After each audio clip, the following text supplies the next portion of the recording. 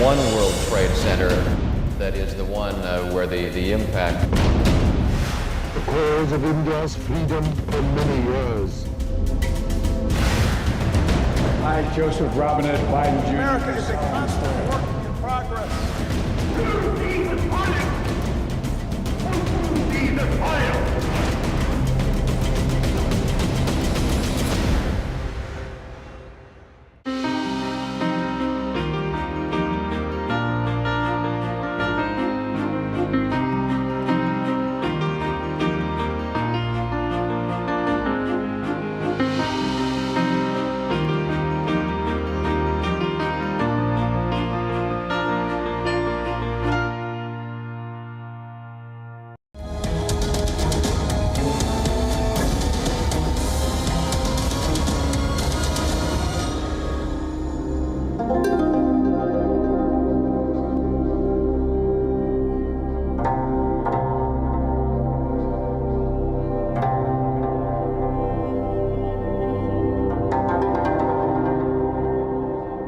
Early hours of the 27th of June, Jammu and Kashmir was attacked once again.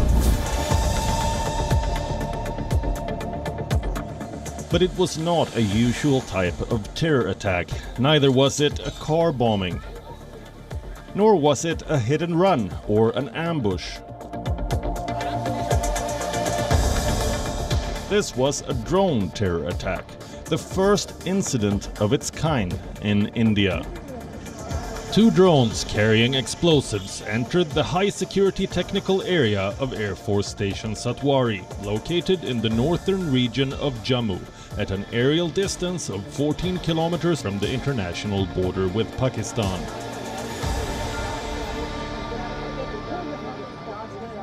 I'm definite this is the first one of its kind that so-called the terrorists had used a lethal weapon and dropped on a very important military base. Not that it caused any damage. It can have a very serious impact.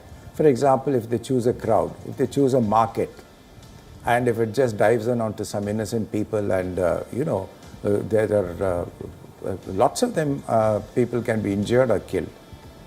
And whether they dare to use it, if they use it, and what are we going to do about it? So those are the questions. It was reported that these UAVs were sent to target a helicopter hangar and an air traffic control system at the airport. But analysts say because of GPS miscalculations, the weaponized flying machines missed their target. The explosions took place within a span of 5 minutes. The first blast ripped off the roof of a building at 1:37 a.m., while the second one was on the ground at 1:42 a.m. I understand that this is the first kind of attack of that kind in India, and it's one of the first kind that is happening between countries. But it is important to understand that in the end of the day, after all the dust will clear, it's yet just another tool. And the same way India knows how to mediate risk of going through the borders, risks of tanks, risk of missiles, we need to understand how to mediate the risk of a drone. And then it will become yet just another tool in the toolbox. 2 Indian Air Force personnel were injured in the explosions. So far, nobody has taken responsibility yet for the bombing by drones, but intelligence and investigative agencies in their preliminary probe indicated the role of Lashkar-e-Toiba, or LET, a Pakistan-based Islamist terrorist organization. Within 24 hours of this attack, 2 separate drone activities were reported over the Ratnuchak-Kaluchak military area in the region, prompting army sentries to open fire at them, forcing them to fly away.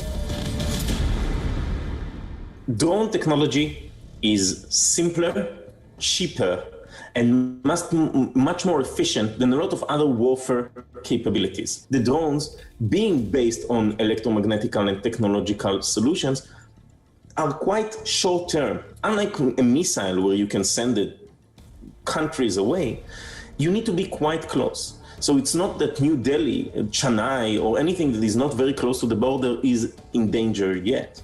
Therefore, we need to find a way, as a border control solution, to expand those kind of levels to an electromagnetical digital level.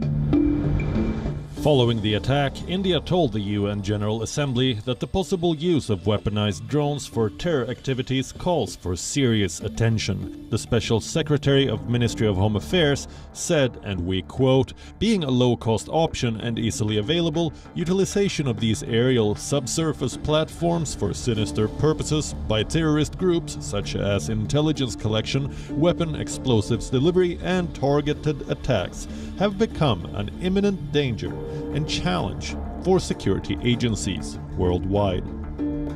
This is not the first time that these new age machines have threatened India's security. Over the past 2 years, drones have been deployed regularly by Pakistan-based outfits to smuggle arms, ammunition and drugs into Indian territory. The first incident emerged in August 2019 in Punjab when a crashed drone was found in a village in Amritsar. In September 2020, terrorists arrested by security forces allegedly revealed that drugs and weapons were dropped in Punjab in 8 drone sorties. The figures are shocking. According to the Indian government, 167 drone sightings were recorded, along with the border with Pakistan in 2019, and 77 such sightings were reported in 2020. With the latest attack, it has become clear that drones are the next-gen security challenge for India and a favored instrument of Pakistan-based terror groups. That we have to have a detection system, not so much to engage those little drone flying around like a little, like a bird or something, but where are they launching it from? If I have to say that, I'll target those points. And how do we know where are they operating from? That is for our intelligence or special system, detection system. For example, we've in my time we use, for example, aerostat radars. You know, that the big radar which hangs some 10-15,000 feet that can pick up quite far ahead. I'm sure they can have an optical system. I'm sure there are many things which can be carried by a balloon or some high tower. And so basically we have to detect where these are coming from. Today we have excellent capabilities to pick up things at night. I'm sure they have such a system. All of us know that drones are bringing a revolutionary change in various sectors. From military to surveillance to commercial applications, UAVs have tremendous potential. The uses are infinite, but so are the chances of misuse.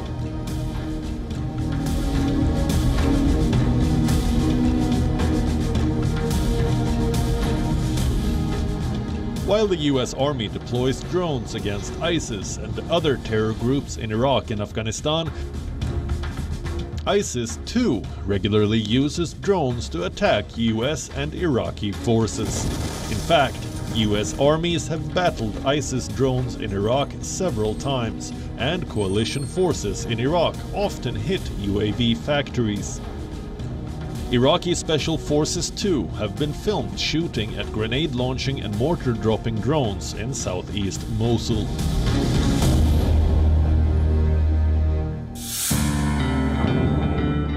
In 2019, 10 explosive drones attacked the world's largest oil refinery in Saudi Arabia, disrupting the heart of the kingdom's oil industry. Yemen's Houthi rebel group claimed responsibility. Saudi Arabia's missile defense system failed to stop the swarm of drones and cruise missiles that struck the oil infrastructure. These attacks left the world stunned.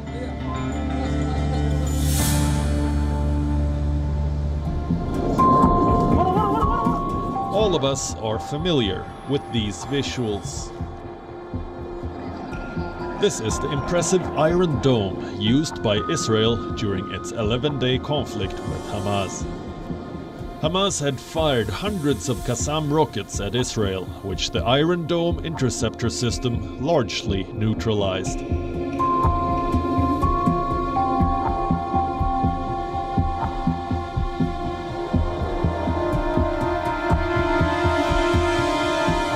They also launched a small kamikaze drone or loitering munition known as Shahab, an unmanned aircraft packed with explosives and employed as a miniature cruise missile.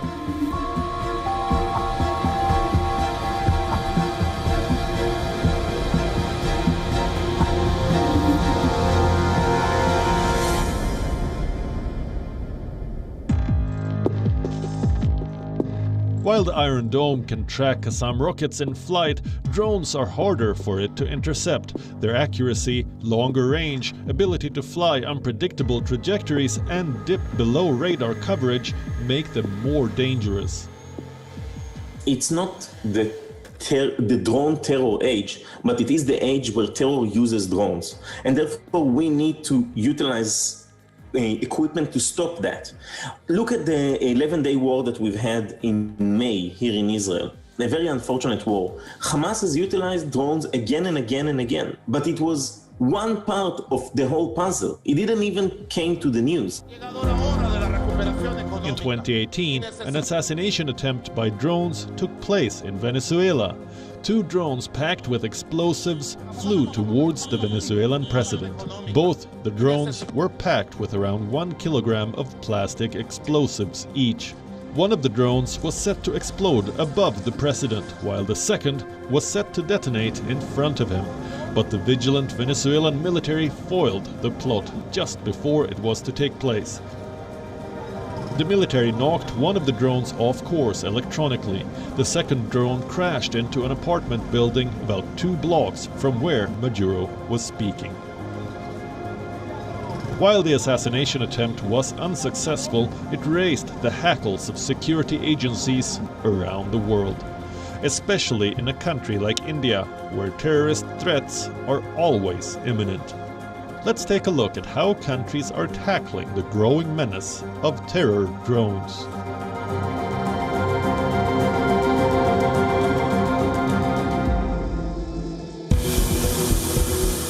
This is a viral video from 2015 from the United States.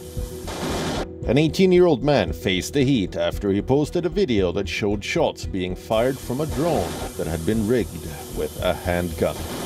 A resident of Clinton, Connecticut, Austin Howard had created the drone with the help of his professor. The 14-second video shows a 4-propeller drone with a semi-automatic handgun strapped on top, hovering as it fires 4 shots in a wooded area. But Austin didn't stop here. Just a year later, he posted another video of a drone attached with a flamethrower roasting his favorite meat: turkey. The Federal Aviation Authority did not take kindly to his innovation and opened an investigation into whether the teenager had broken any laws. He was expelled from the Central Connecticut State University over the threat of gun violence. In his defense, the young man argued that he did these stunts just for fun and did not violate any rules.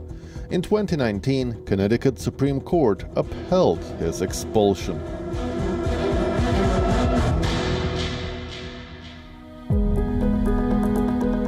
And this is where the problem arises. There are loose ends in rules and regulations regarding drones in most countries.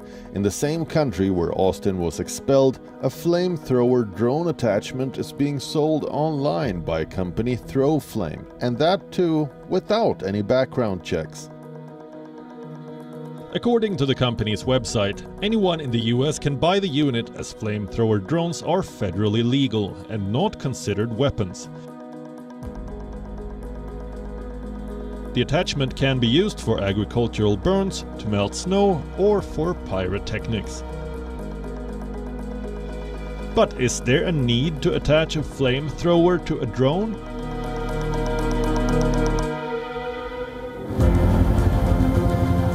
Look at this video. In the United States, farmers have been using flame weeding, a thermal technique to kill weed. Although it is not quite clear how effective this method is compared to others, flame-throwing tractors have been built specifically for it.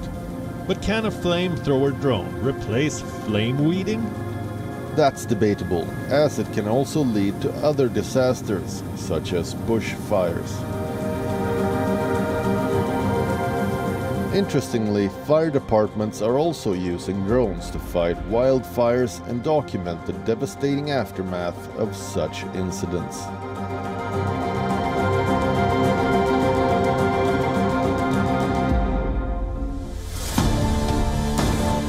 Last year in central China, a drone was converted into a flying flamethrower to destroy 100 wasp nests.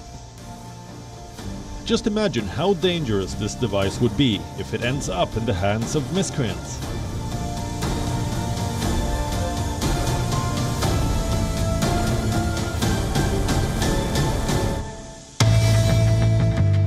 So how do we tackle such threats? Let's take a look at what the United States is doing. To fly a drone for commercial purposes in the US, you must obtain a remote pilot certificate from the FAA. The drone enthusiast must be able to read, speak, write, and understand English.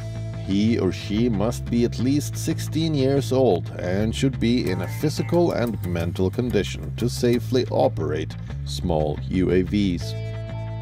The person must pass an aeronautical knowledge test, and it's mandatory to undergo Transportation Safety Administration security screening. If there are any discrepancies, officials should be alerted. The regulations for flying unmanned aerial vehicles keeps changing. For example, in 2016, the Connecticut House of Representatives considered legislation to impose restrictions on drone weaponization after Austin's videos went viral.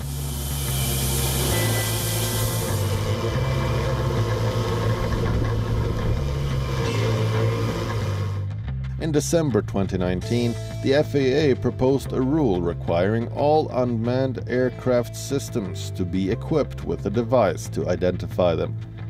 A year later, in December 2020, the FAA announced the system Remote Identification, or Remote ID, would be required in 30 months.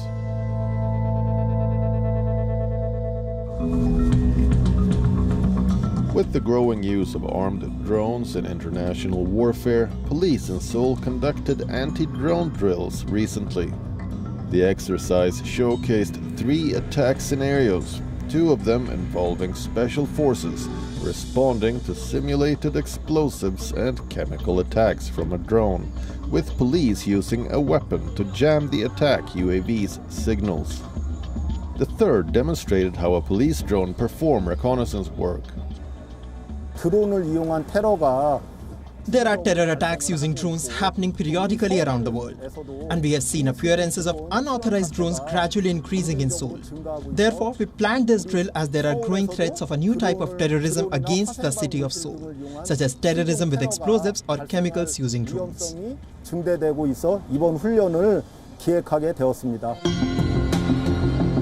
Jammers are commonly used to counter drone terrorism.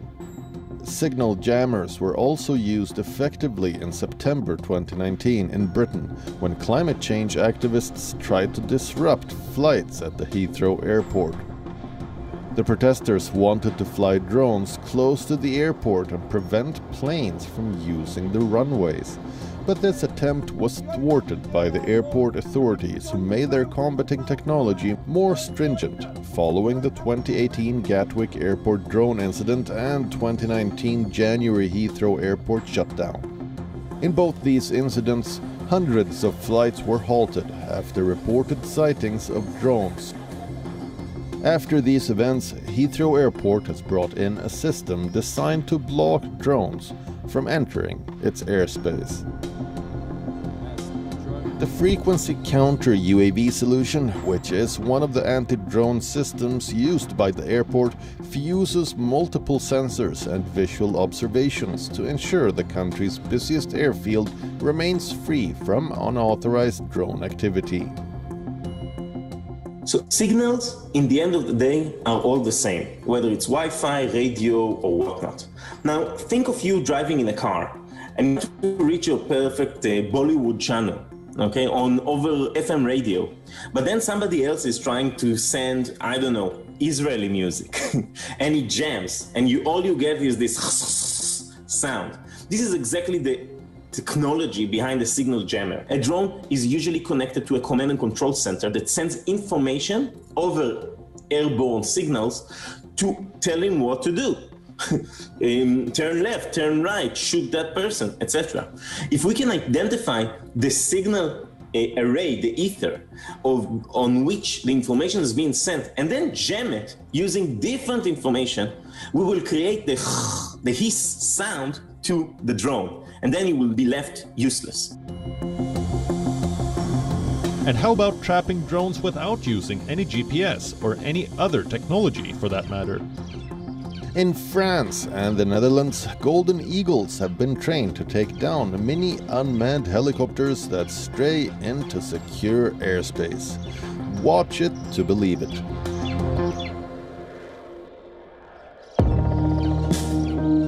Meet Arthos, Porthos, Aramis and D'Artagnan. These 4 French army winged recruits have got high-altitude training for years to hunt down drones.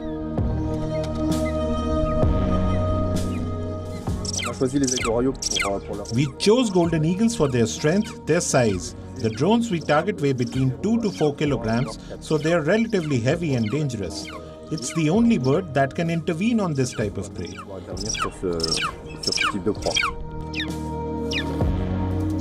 The program started after drones were spotted over a number of restricted sites, including nuclear facilities.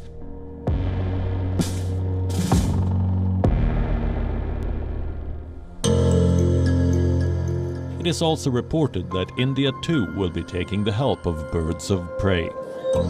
The Integrated Intelligence Training Academy in the Indian state of Telangana is training these avians to neutralize drones during VIP, VVIP visits programs in the future. Be it the United States, Israel or Russia, countries across the globe are investing in different kinds of anti-drone technologies.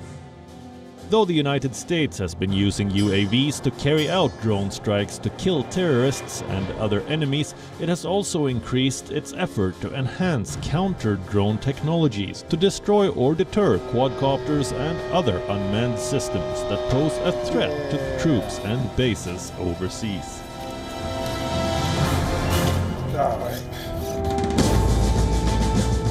This is a net gun-armed multicopter called Drone Catcher. It can safely remove illicit drones from the air.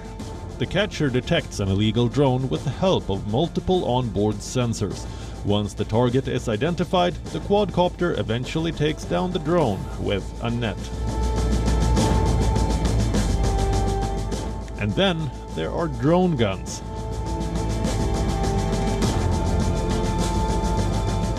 This gun doesn't shoot bullets, but it takes down drones by blasting frequency waves. With minimal technical training required, drone guns can shoot down targets in a long range. Recently, Belgian security personnel were seen carrying anti-drone guns as President Joe Biden met with His Majesty King Philippe, King of the Belgians, at the Royal Palace in Brussels. Many kinds of drone guns are available in the market, and these countermeasure guns are always on the security checklist for high-profile events, such as G7 or G20 meets.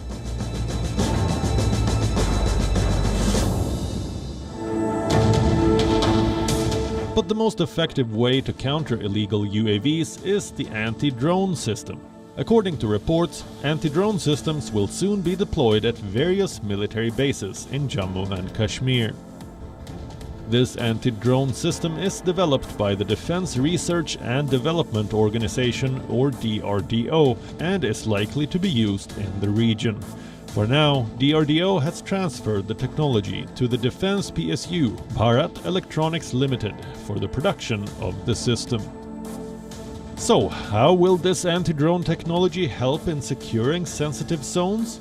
The system uses a laser-based kill mechanism to detect and destroy the drones in the air. It has the capability of detecting and neutralizing UAVs and comes with a radar system that offers 360-degree coverage. Will anti-drone systems help counter the exponential proliferation of rogue drones? To a large extent, yes, but this is a global problem, and there is a pressing need for enhanced international cooperation to deal with these new weapons of terror.